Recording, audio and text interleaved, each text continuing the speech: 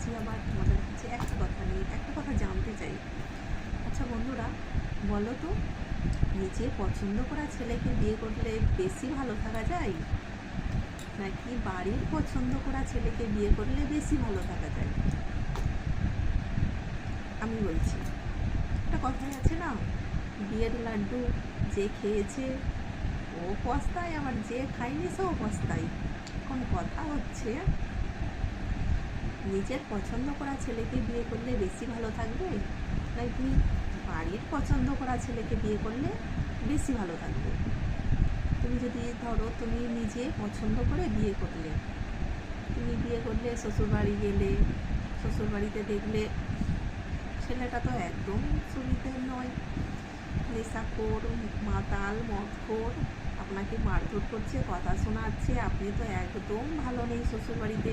নিজের পছন্দ করা একটা ছেলের সাথে প্রেম করে পালিয়ে গিয়ে বিয়ে করলে, শ্বশুরবাড়ি গিয়ে দেখলে একদম ভালো না, মানে বাপের বাড়ি আসলেন, বাপের বাড়ির লোকজনকে আপনার সমস্যাগুলো, মানে তোমার সমস্যাগুলো সব কিছু বললে, তোমার শ্বশুরবাড়ির লোকজন একদম ভালো না, তোমার ওপর টর্চার করে অত্যাচার করলে, তোমার বাড়ির লোক তোমাকে কী বলবে? সেটা তুমি নিজে বুঝে নাও। তুমি তো নিজে পছন্দ করে, নিজের পছন্দ করে ছেলেকে তুমি বিয়ে করেছো, সেটা তুমি বুঝে নাও, আমরা এখন কি বলবো।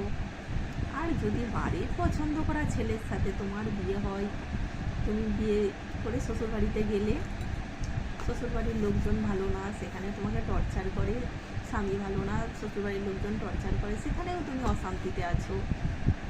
বাপের বাড়ি আসলে, বাপের বাড়িতে আসার পর যখন তুমি বাপের বাড়ির সবাইকে শ্বশুরবাড়ির কথা শোনালে, তখন তোমার বাপের বাড়ির লোক কী বলবে তোমাকে? তোর কপালটাই ভালো না, আমরা তো ভালো ছেলে দেখেই তোকে বিয়ে দিয়েছিলাম, বল আমরা কি আর তোর জন্য খারাপ ছেলে দেখে বিয়ে দেব?